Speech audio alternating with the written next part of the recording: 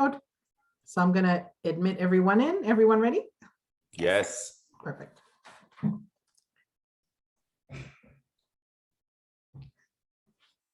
Populating. Good morning. Welcome back to Power Skills. And if this is your first session, welcome to Power Skills. Love your commitment of being here on a Saturday, and that even after 4 days, you want to learn more. And I think you've come to the right session for that. This is going to be a lot of fun from what I gather in our conversations earlier. So thank you again for being here. In a moment, I'm going to introduce Deanna, my wonderful colleague, who's going to introduce our speaker. But first, I'm going to play a video, which will be about a minute, and we'll be right back.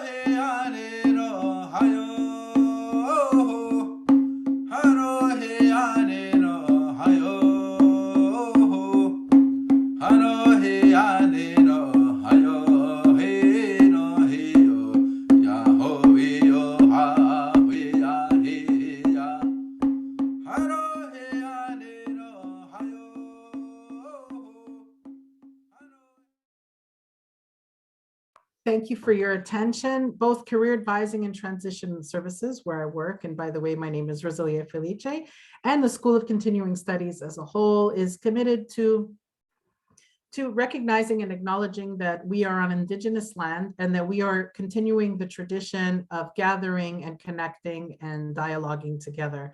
And we just wanted to take a second to recognize that. And later I'll put in the chat a link where you can go find the land where you on the original land. And if you're in North America or in various parts of the world, you are also on Indigenous land. Thank you for being here this morning. Much appreciated. It is my great pleasure to introduce Deanna Viola. She is my colleague. She is creative and just an inspiration and just wonderful to work with. I learn from her every day, and she's going to lead this session. So welcome, Deanna, and we'll leave you. I know where I'm leaving you in great hands with her. Thank you.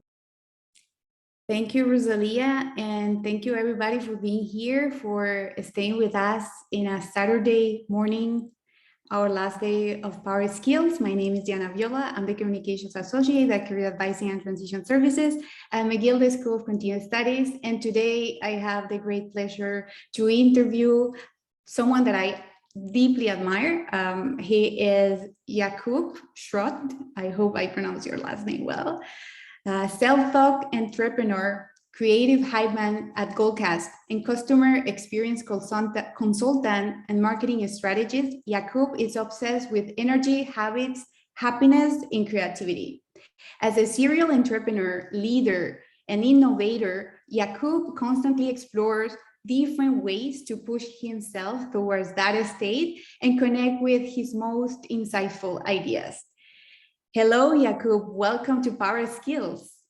Hello. Thank you so much. What an intro. Wow. Thank you. How's your energy level in a Saturday morning? Very good. Very good. I was listening to some music just before jumping in, and I'm super pumped and I'm ready. I'm ready to spill it all out. Thank you. Thank you for that's a gift for us. I will ask you, my first question is, I already know the answer, but I want that you share that with our audience. Creative hype man, what's the meaning of your job title? Well, first of all, I made that title up. So that was the first step of the creative process at Goalcast, is basically, you know, I felt, and that's why I joined the company, that there was that space to kind of, on one side, be truly myself, and on the other side, explore basically almost everything. So I made that title up to not put myself and to not be in a box and not be a marketing creative, not be a social media responsible, whatever would be a more precise title. I knew that even if obviously the title doesn't, is not a label that you feel on yourself every day, but still some people will refer to you on that title, or even on your LinkedIn, on your email signature, that title kind of follows you, right? So I felt that it was important that if I joined a company, I wouldn't have, those kind of boundaries that would, kind of like a horse, right? Keep me looking just in one direction. So that was the point. Thank you for sharing that. And I find that this connects very well with the name of this session, how to tap into your creative genius. And I would like to know, what's your definition of creative genius? And if you think that everybody can get there, even if is someone that is working a very, let's say, boring or repetitive job. 100%. And I think one of the biggest misconceptions is that creativity is a skill, or even worse, that you are creative, kind of almost born creative, or that you're not. And actually, creativity is really and truly a state. And a state is basically something you can put yourself in. And I'm saying this not just, to make it sound interesting, but I had a few years back, I started with a friend, a creative club, and we were up to almost 200 members. We were doing a new project every month, something we knew nothing about. So that was a big creative journey for myself and for many others. And literally more than half of the people that were coming in the club were saying, I work in a, typical non-creative job. I'm not creative. I wanted to see what you guys do. So you already see how they kind of put themselves out of that even almost possibility of being creative. And next thing you know is that with obviously the energy of the group and with a little bit of, direction, everyone in the group was participating and being creative, right? So it's literally something that is, I think, I would say it's a misconception. And I think it's also something we put on the pedal store, right? Like we feel that to be creative, you need to be to the extreme, like an artist, or you need to know how to do it exactly. And actually it's basically a state. So I think we will get into the details later on, but it's a state that can be, that you can put yourself in by doing a few things that kind of, drives you into that, that direction. And to answer your first question of what is stepping into your creative genius, I think we're all unique. So that creative genius is really unique to each person. And what I feel and what I came to realize is that when you are more often, it's not every day, every minute of the day that you are in a creative state. I don't think that's even reasonable, or I don't even think that would be, something that would be beneficial for people. But if you constantly, when needed, put yourself in a creative state, I truly believe that you become more and more fulfilled, and also more and more yourself. And the ideas you bring to the table really come from, let's say, that uniqueness, right? I don't want to dive into too much of a philosophical, realizations, but I truly feel that, because when you are being creative, obviously you're giving birth from your brain to some ideas, and logically those ideas come from who you are, right? So the creativity of someone in the room will not be the same creativity as you will bring to that room. And now, coming to the conclusion of all of that, I believe that the more you are yourself, the more you give birth to those ideas or projects that come from you, the more fulfilled you feel, right? We are in a world that, you know, as much as we are part of a huge collective of humanity or whatever, you know, job we have or whatever we do in life, at the same time, we are unique, you know, creations. And the more we kind of let that uniqueness shine, right? The better we feel in this world, basically. I love what you're saying, and that makes me think about everything is about the storytelling, and the value that you deliver when you own your story and you share it with the world, and that story changes with you in life, with everything that you do. Do you think that our story really craft our creativity in some way? 100%. 100%, because I would say that when you say our story, I would just, like, in my words, simplify it to basically our path in life, right? What we've done, the decision we've made, the things we've lived. And that is the greatest source of lessons of life, right? And if we don't put emphasis and focus on that, we cannot extract those stories. I think one of the, not I think, I know, because I just read it a few days ago, one of the greatest business coaches in the world, I think Dan Sullivan, he's also an author and other things. He said, always make sure your lessons are greater than your experience, right? So that kind of ties into that.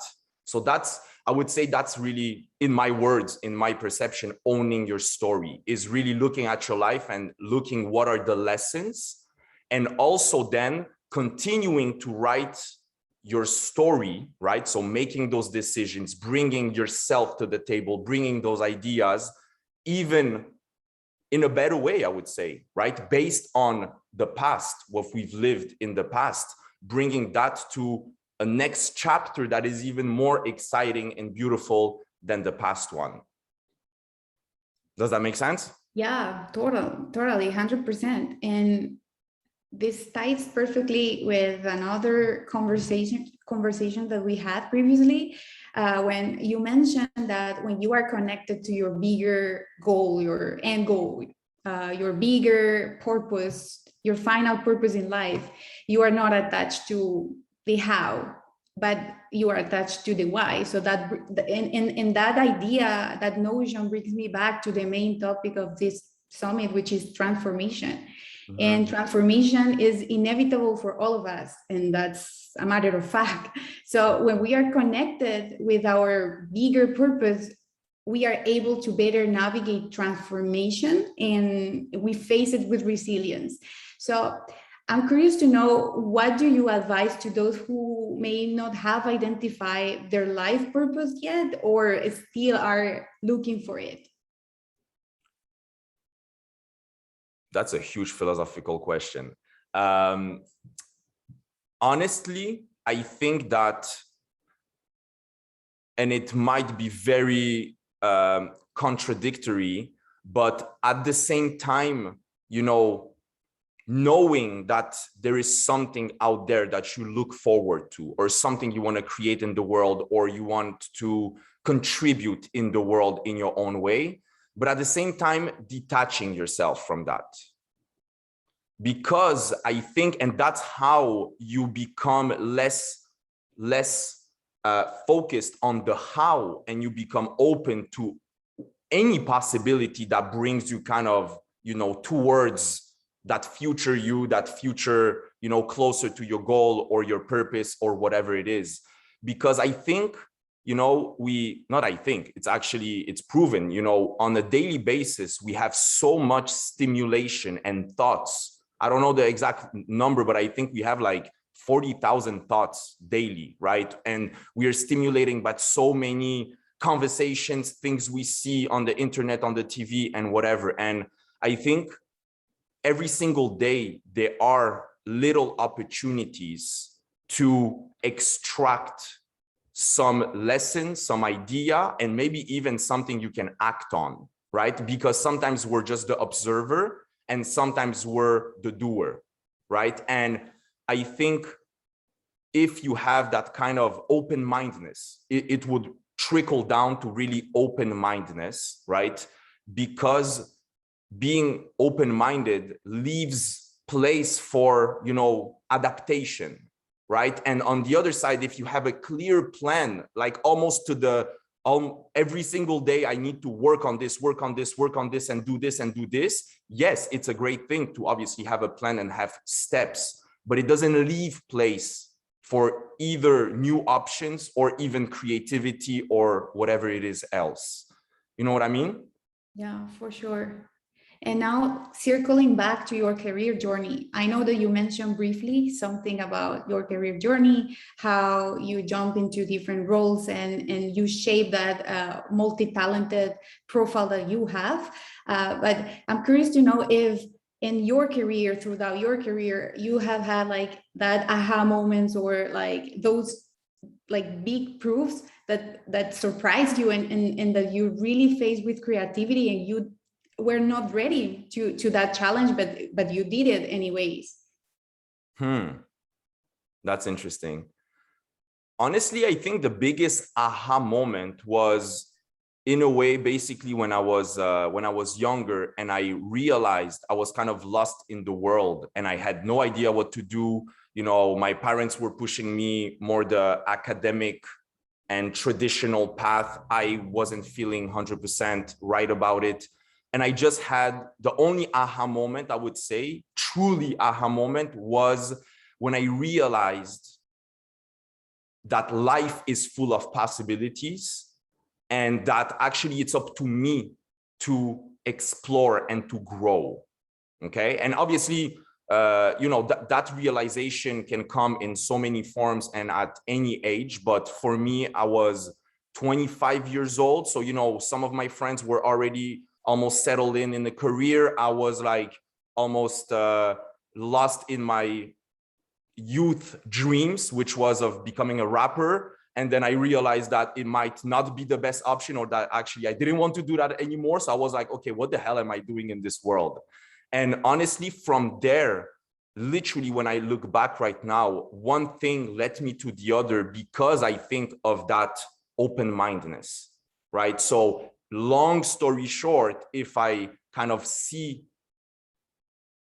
look at my path, it brought me to launching my first business, which was a pastry delivery service, which has nothing to do, like, I'm not passionate about bakery or croissants, even though I love them, obviously.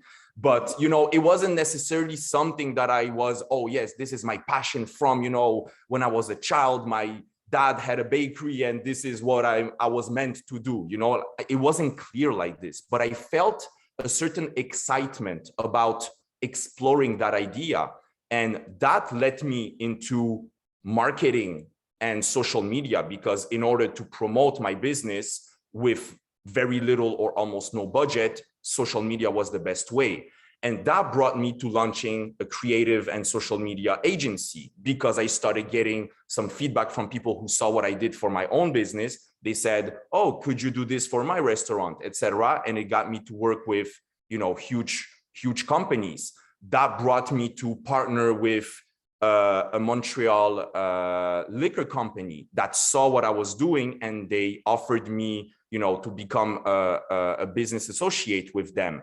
That led me to meet the founders of Goalcast and kind of fall in love with their vision and mission. So literally, I think, just if there's like one, moral to that story, is the fact of, I would say, not always having that clear, end goal, but at least really truly wanting to give your best and explore all the possibilities in the present, right? I think we give sometimes too much, importance to those, huge goals or huge purposes, which, yes, can be used as a North Star, right? Sometimes it can guide you in some decisions, but sometimes also today, we're living today, right? The more we live in the present and we feel truly what we should do today, the more we step into that, let's say, uniqueness, and that brings the creative genius, in my perception. Thank you. Does it make sense, or it's too philosophical? Oh, it's perfect. It's perfect. I do see a question in the chat from Guy. Guy, do you want to unmute yourself and ask yourself? Sure. As you were talking, what I wrote is it fair to say that you're allowing for your passions, but you're not anchoring to any of them? Because you might be passionate. You were talking about your bakery, and it's like that was your passion at the moment. Mm-hmm. But then, you know, it's not like you need to stick your life to that, but no, you can move on to something else. Exactly, 100%. And actually, you know, something I realized, and you said it perfectly, and I would just like to continue on that thought, is that there's a difference between following your passion and doing what you're doing with passion, right? And I think that, you know, I realized that, and I truly kind of stepped into that when I had that bakery, and I understood, or I realized that the thing that really passionate me in that moment was the learning of the business reality and the marketing. So the kind of that student mentality of always wanting to learn, and also to, you know, deliver some smiles to the people in the morning, right? I was dressed as a baker just to, like, you know, give a little experience. So I was showing up at the doors of people with, like, you know, the box of pastries fresh out the oven. And, you know, all those kind of little bits and pieces brought together made me truly do it with passion. But if someone asked me, is launching a business or is bakery or whatever technical elements it was your passion, it was no. You know, but I was doing it with passion. So I think that's another element also to step into that creative energy, is to find maybe whatever you're doing today, what are the elements that you really relate to and that really excite you, that would justify doing that with passion, right? Like, imagine you have to, like, just for example, at the moment with Goalcast, we had a big need of hiring. So I stepped into a headhunting role. I'm not a professional headhunter. It's not my passion or my dream at all to, you know, be on calls on pretty much every single day, you know. I mean, even Saif is in the room, and that's how we met, and he's embarking on the journey at Goalcast. So I'm super happy to see you here. But, you know, but I would say that I still fully do it with passion, because on one end, I love people, right? I love this. For me, is not even, you know, it wasn't even a question, should I do the session on a Saturday morning? I don't care. I truly have, I don't see what I could do better, right? Because I truly love people. I love discussing. And also, I obviously relate also to the mission of the company of Goalcast. So I have also a kind of a value level connection, let's say, or I know, you know, there's a bigger purpose also, right? And so basically I do it with passion, even though headhunting or hiring or anything related to the HR department is not at all my passion. So I think that's also something very, very beautiful and important, right? Because that's how we can literally live that creativity, uniqueness, and everything daily before getting, you know, to your huge goal or big dream or big passion, right? Because yes, I would still say this would be, you know, the ultimate goal, right? If you're passionate about painting and you're working still in another job, yes, please explore painting, right? But it doesn't mean you cannot today already live with that creativity and passion in whatever you're doing. Thank you, Jakub. Well, I like to believe that creativity is a muscle. If you don't work out, you lose it. You said a moment ago, creativity is not a skill, it's a state. So you need to take the right steps to allow your brain to connect the dots and like do the hard work. So I'm curious to know, how can we all push ourselves towards that step? I would also emphasize that it is indeed a muscle, right? Just because it's a state, it doesn't mean it's not something else, right? And I think we just say those words just to paint a clear picture, right? Like, I don't think, you know, physically and exactly precisely it is either a muscle or whatever, right? But just to paint a picture.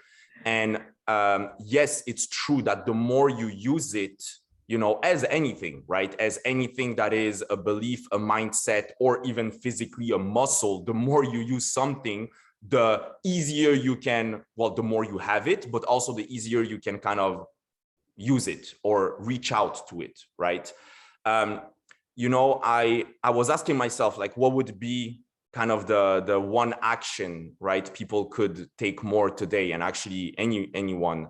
I would say, you know, for sure you need to see the benefits of creativity, right? I don't think no human being wants to do something just because someone told them to, right? Like, even if a friend of yours tells you and you never meditated in your life and someone tells you, yeah, you should meditate, that's not enough. But if you dive deeper, or someone tells you the information of what, let's say, meditation does to your brain, to your state, to your, you know, heart rate, etc., well, then that gives you a real reason to try out meditation, right? So first off, I would say, and I would basically ask the question, what area of your life could use some creativity? Because when you think about it, creativity can be used everywhere. It's not just coming up with crazy business ideas or crazy, you know, marketing pitches for a client. Yes, that's new ideas, of course.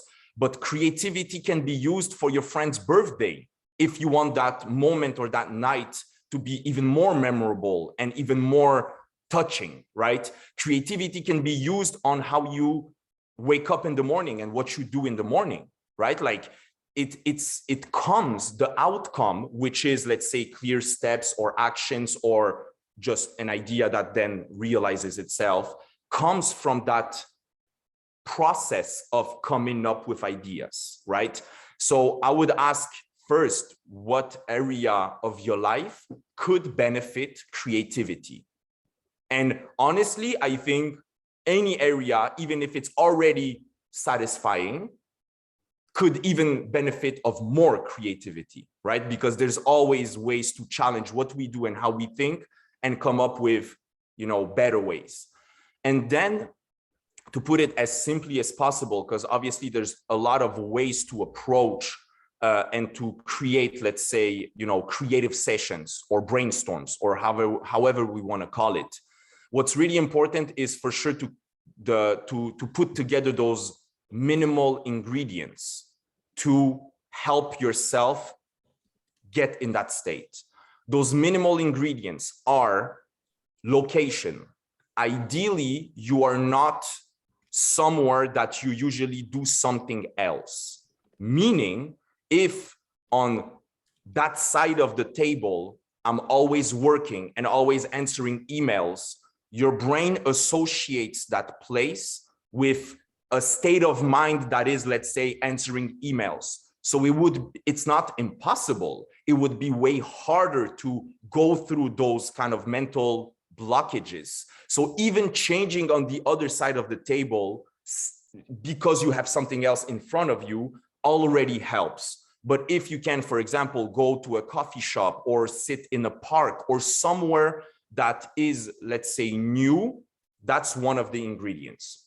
Number two is distractions. You know, technology, as much as there's so many benefits of that, is the killer of creativity, of anything, I would say, that kind of, you know, moves us forward or even leaves us the place to explore possibilities. So anything that is a distraction, meaning a computer, a cell phone, television, whatever, notifications, calls, at least for a good 45 minutes, you put it all on silent or off, or you put it in a drawer, put a, you know, close it up, that's it. Then something that helps is also music with ideally no words, because words would stimulate your brain in kind of analyzing what is being said. So, you know, anything going from classical music to kind of deep house, you know, just like kind of moody music.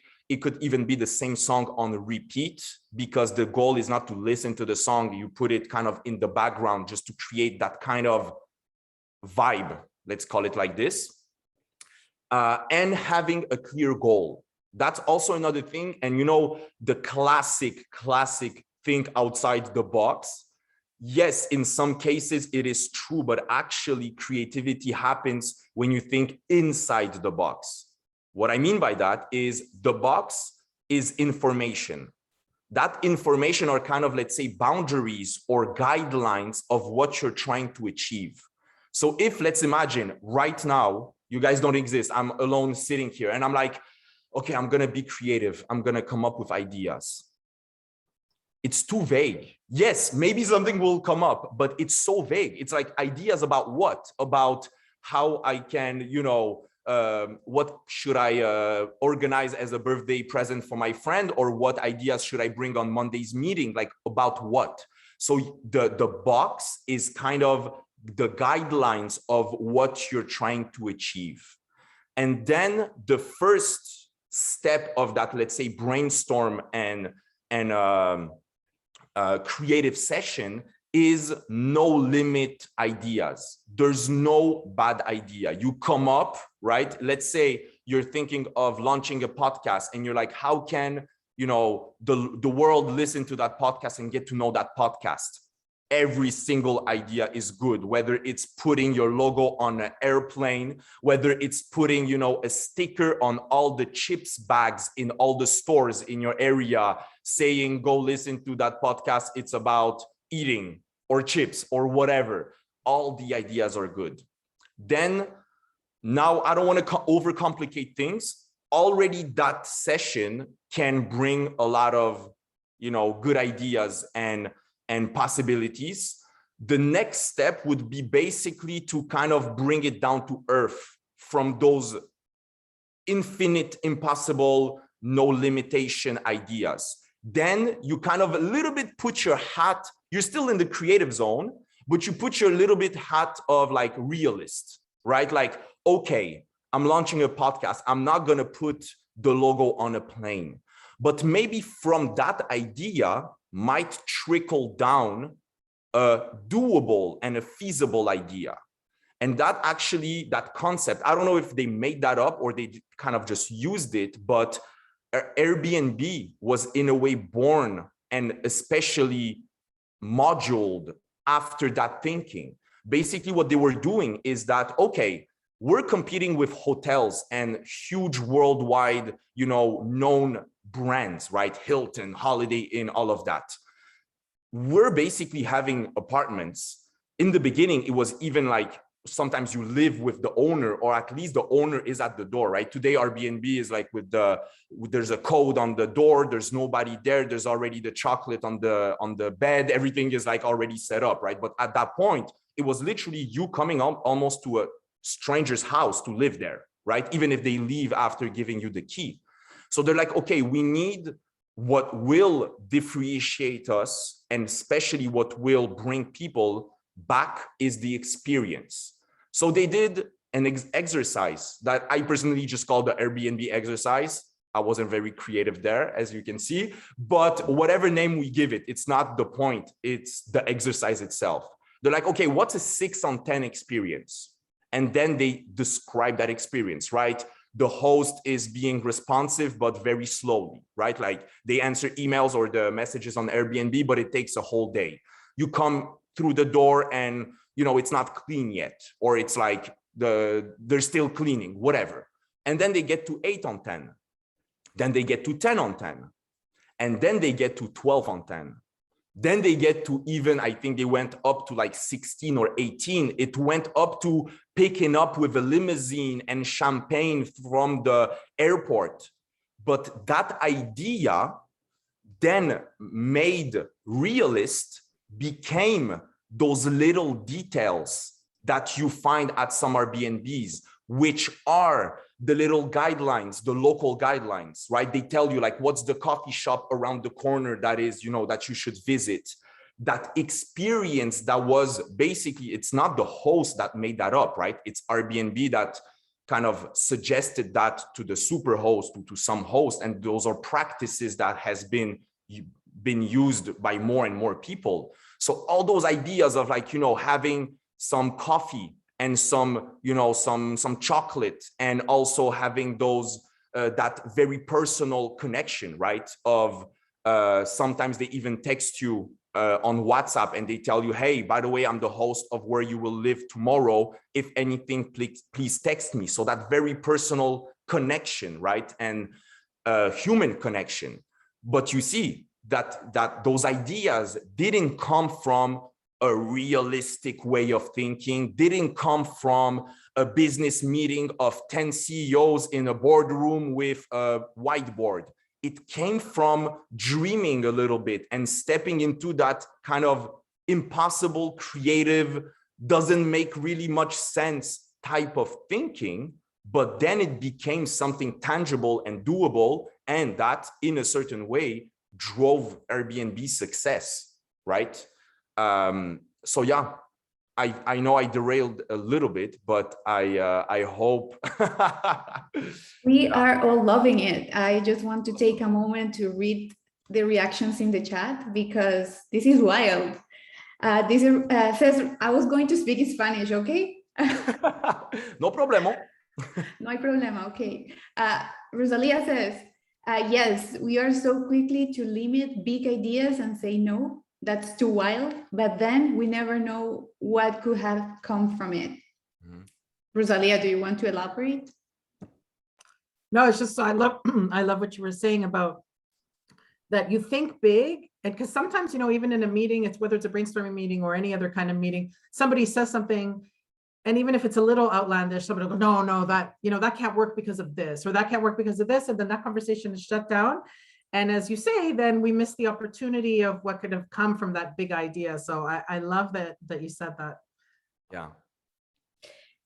Cirque says, the box's boundaries are what guide you into this part of creativity. Phil says, it actually takes self-discipline to avoid distractions. Cirque also says, stay in touch with your humanity. Don't be afraid to be bored. And Guy says, and this connects me to another idea, and accept that you will most likely suck at the beginning, then do more and you'll get better. And that's true. And this is how to deal with frustration and self-criticism and all those creativity killers, because this is proven, this is science. Like oftentimes people who are more creative, they have darkest darkness, let's say, and it's a matter of fact. How can you deal with that when you have so much energy to give to the outside world, but when you are like in your intimacy, like in your inner room, you doubt so much about what you should do or dare something new? I think from all that has been said, so I'm sorry if I derailed a little bit. One of the biggest also creativity killers, I said before, distraction, technology, etc., is expectations and pressure we put on ourselves. So basically, imagine you sit down in that room, right? And you put that little music that inspires you and you have a clear goal. But then in your mind, there's also a voice that says, you have to have the best idea in the world in 30 minutes. You have to have the best idea in the world in 30 minutes. You're going to go like in panic mode on a certain level, right? Not necessarily panic attack, but still you have to let those ideas flow. And actually, just as a side note, but that's another whole other discussion, but also sometimes ideas come from not working on ideas, right? When you go for a walk, when you are in the shower. I think it's Einstein who had like almost all his aha moments in the shower. It's because you have the information in your brain and your subconscious, when you release that kind of conscious brain, right? So you take a step back and you go for a walk, your subconscious is still putting things together, right? The neurons are still firing there. And that's why we have as humanity those moments of, so if there's one thing that we can learn from that is that when we let go and we kind of also let things fall in place a little bit, right? To a certain degree, magic happens, right? So the worst thing we can do is put that pressure on ourselves, right? Like the flow, the state that we get into when we are creative is called, in some cases, flow state, right? And that's my personal analysis, because before I was a rapper, so I used to freestyle and you just come up with words on the beat and you have no written words. And we call putting those words together flow. Like when a rapper is, very good on the beat and sings very well, you call that, oh, you have a good flow, right? So that comes actually when you practice freestyling, that comes from the detachment of, okay, I need to really be on point and come up with the best words. Literally, you come up with the best phrases and your brain puts together words in a beautiful way when you, in a way, don't care if you mess it up. You know what I mean? So I think this is also one of the very, very important elements to keep in mind when you want to, go into that creative space, and especially when you want that also to, give birth to some new ideas and everything, is to be okay that maybe the first session will have no results, and truly be in peace with that. Be like, okay, today I will figure out how to get my podcast known. And you spend 2 hours and you walk in circles and you come up with some ideas, but they're boring and it's okay. It's okay, because this is part of the process. When you think about anything creative, right? You think that every single painting that an artist, even if they know very well what they're doing, I'm not even speaking about how they started, right? Even when they're good, when they're selling art, you think all the artists, all the script writers, all the, the content creators in the world create only great work? Of course not, right? There's so many canvases and pages with, I don't know how you call that when you just like, write some ideas and then Sketches? Sketches? I don't know. Yeah, exactly. That, they throw out. So it is part. And again, it comes back to, kind of that peace and releasing. That's when the magic happens. Thank you, Jakub. Catherine says it's draft, the good word. Oh, yes. Not a sketch. Yes. A sketch is like drawings. Yes, exactly. Thank you for that, Catherine. I don't know if anyone has any other questions. If not, I'm so happy. I feel that my cup is full after this conversation. Thank you. You are a gift for all of us. Thank you so much for your presence, your words. It's inspiring, motivating. What a way to close this 4 days. Of course, we have more events throughout the day, but at least with you, thank you so much. And anyone else has, Rosalia, do you have something else to add? No, I wanted to tell you, thank you so much for, I love just this conversation, because I think it's a lot of things that many of us could relate to, but we're not sure about. So it's nice that somebody who's working in something they are passionate about now, and maybe hasn't always, shows us there's all these things, the drafts, the failures, for lack of better words, all lead to something. And probably my favorite thing that you said, and there were so many, is when you were talking about that even when you're doing jobs that you're not passionate about, that you can, or that are not creative, that you can inject creativity and passion in them. I love that, and I truly believe that. So thank you for being here. And Deanna, thank you for conducting such a wonderful interview Wonderful job to you, Deanna. Thank you so much. Thank you guys for tuning in on that Saturday morning. And if I can just leave you with one last thought, not to confuse everything, but also, you know, as we were speaking about, it's a muscle, it's a state. The more you tap into it, the greater the benefits, etc. I realized also that curiosity is very much linked to creativity, right? Because what is curiosity is open-mindedness, right? If you don't want to learn anything more, right? You've done whatever you've done in your life and you're like, no, I know everything. It's all good. I don't need to read that extra book. I don't need to learn from that new person I just met in my life. You are basically the contrary of curiosity and you're closed-minded. So open-mindedness and curiosity also fuels creativity, right? Because you're curious of what could become, what could come out of this idea, right? And that gives also that kind of similar, I would say, mental state of you're open, but at the same time, you know, there's magic that is created out of that. So that was the last thought. Thank you so much. All our love for you. We appreciate you. Thank you so much, and see you around, and see you all in our Power Skills last day. Awesome. Good day. Thank you, Bye-bye. guys. Have a good day. Bye.